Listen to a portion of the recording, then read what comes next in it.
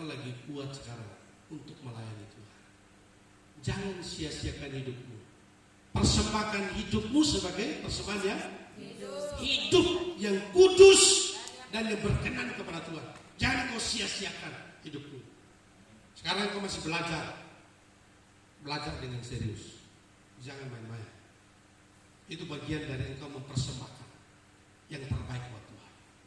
Amin. Ini penting sekali. Dan yang terakhir, saya baca ayat yang kedua. Ayat yang kedua, janganlah kamu serupa dengan dunia ini.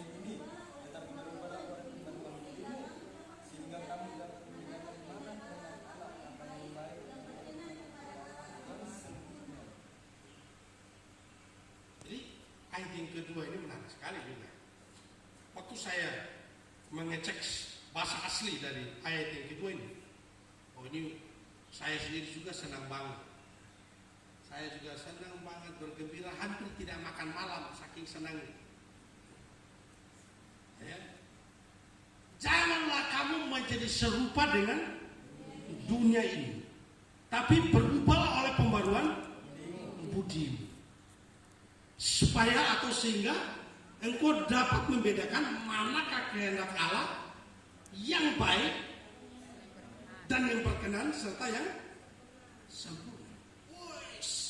Mantap banget ini. Tapi ada kata budimu, susah. Berubahlah oleh pembaruan budimu.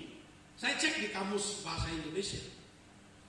Jadi budi itu bicara tentang sikap, jadi akhlak, moral. Ya. Ini yang saya sebut dengan yang perlu diubah dari kita, saudara, attitude. Attitude itu apa? Sikap. Ya. Sikap. Kalau attitude itu dia lebih lentur juga. Kalau semua cari definisi attitude, sikap yang mempengaruhi seseorang dalam berbicara.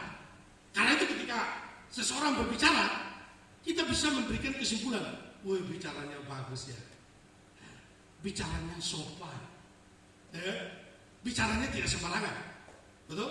Jadi kalau ada orang bicaranya sembarangan, berarti apa? Secara attitude dia jongkok, dia jongkok. Jadi kalau dia bicara sembarangan, tidak peduli mau dia itu hamba Tuhan, mau dia itu pendeta, saudara, tidak peduli. Kalau dia bicaranya sembarangan, bicaranya tidak sopan, saudara. Jadi menurut saya secara attitude dia perlu diubah. Karena itu Roma pasal 12 ayat 2 cocok buat dia. Ya. Kalau saudara-saudara sebagai mahasiswa, sikapmu juga selain berbicara. Kalau misalnya saudara ketemu dosen, saudara perbuatanmu juga tidak baik. Karena attitude itu sikapnya mempengaruhi perkataan dan perbuatan. Jadi bukan hanya perkataan, tapi perbuatan. Gimana dengan perbuatanmu? Kalau perbuatanmu juga selalu yang miring-miring, selalu yang sesat, selalu yang pemalas, saudara-saudara, perbuatanmu juga perlu diedit. Ya. Perbuatanmu juga perlu diedit. Kalau memang perlu dihapus, hapus. Buat yang baru. Saudara, ini penting sekali. Sebab kalau tidak, saudara boleh sekolah teologi, tidur bangun dengan Alkitab, tapi saudara tidak akan pernah berubah. Saudara, itu sebabnya ubah attitude-mu. Dasar. Saudara-saudara punya dikasih. Ada dua kata Yunani yang menarik sebenarnya dari ayat ini, yang mungkin yang bisa saya ambil saja. Yang pertama itu, janganlah kamu menjadi serupa dengan dunia ini. Saya mengajar bahasa Yunani, Anda tahu ya? Saya mengajar bahasa Yunani, dan seringkali saya menyampaikan bahwa kata dunia dalam bahasa Yunani itu ada dua, yaitu kosmos yang mengacu kepada jagat raya, alam semesta, Anda ingat. Tapi juga ges. Matius 5 ayat 13 dan 14. Ya, kamu adalah garam dunia, kamu adalah terang dunia. Kata yang dipakai di sana, kata dunia adalah ges. Ges juga bisa berarti dunia, bisa berarti bumi, bisa berarti tanah.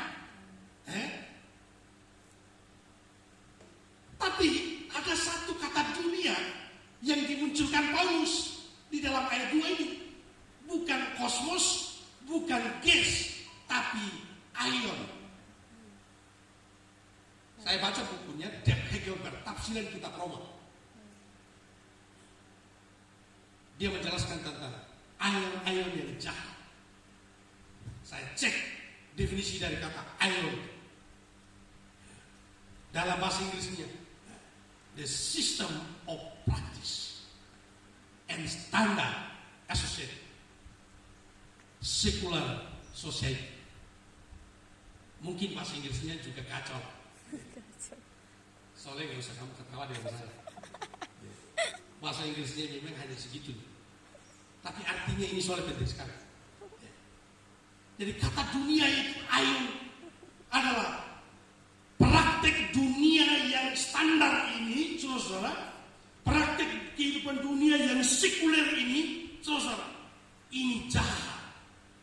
Itu sebabnya kamu pernah dengar kalau ada orang yang hidupnya selalu miring, tidak sesuai dengan firman Tuhan, kita selalu bilang begini, wah duniawi banget dia,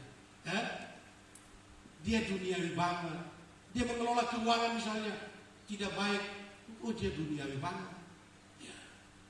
Dia ngomong sembarangan. Oh dia duniawi banget. Kasar. Berarti kita bilang apa? Duniawi banget dia. Udahlah jangan duniawi banget. Mendingan kita bergaul yang rohani-rohani aja lah. Ternyata ion itu saudara adalah kehidupan praktek duniawi. Tidak bicara kosmos, tidak bicara gas, tapi ion. Ion itu artinya apa? Praktek kehidupan yang standar di dalam kehidupan masyarakat sekuler, sosial, masyarakat sosial yang sekuler di sekitar kita. Kehidupan di dunia ini. Itu sebabnya pernah ada ayat itu, saya lupa ayatnya. Pergaulan yang buruk merusak kebiasaan yang baik. Artinya apa? Di luar sana ada ion-ion, ada pergaulan-pergaulan yang buruk. Kamu jangan bergaul dengan mereka. Jangan kamu serupa dengan mereka. Kalau dulu kamu ion yang buruk di luar sana di kampung halamanmu, sekarang kamu sudah di sini. Ini adalah komunitasmu yang baik. Amin. Ini adalah komunitasmu yang baik. Karena itu berubahlah oleh pembaruan budi. Kata berubah yang kedua, metamorfosis. Metamorfosis adalah perubahan yang bertahap. Di dalam dunia biologi kalau nggak salah, seringkali ada kata metamorfosis. Contohnya kepompong. Kepompong dari apa dulu pertama? Ulat. Dari ulat lalu kemudian? Jadi ya pokoknya kepompong itulah. Jadi dia ulat lalu kemudian akhirnya menjadi kupu. kupu-kupu. Jadi kupu-kupu. Nah, Ya, cantik. Jadi dia ada perubahan yang bertahap, berproses. Nah kalau ini Paulus kaitkan dengan jemaat di Roma yang kemudian juga bisa kita aplikasikan dalam kehidupan kita, berarti kita berubah. Jangan sama dengan dunia di luar sana yang prakteknya kotor, ya, yang kehidupannya tidak sesuai dengan firman Tuhan. Kita bangun komunitas yang baik. Kita mulai berubah sedikit demi sedikit. Tahun pertama, tahun kedua, tahun ketiga. Jangan sampai sudah skripsi sudah mau selesai makin buruk hidupnya. Ya, jangan sampai. Ada amin ya Arman? Soleh? Timo? Jangan makin mengerti firman Tuhan, makin jongkok perbuatannya. Jangan. Susah. Makin miring otaknya. Jangan. Susah.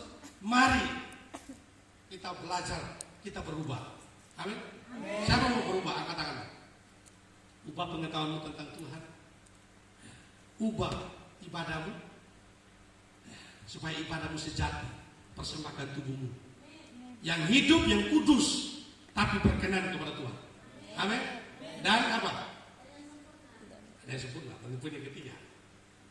Poin yang ketiga apa tadi? Attitude. Ubah sikapmu supaya sikapmu yang mempengaruhi perkataanmu dan perbuatanmu selaras dengan firman Tuhan.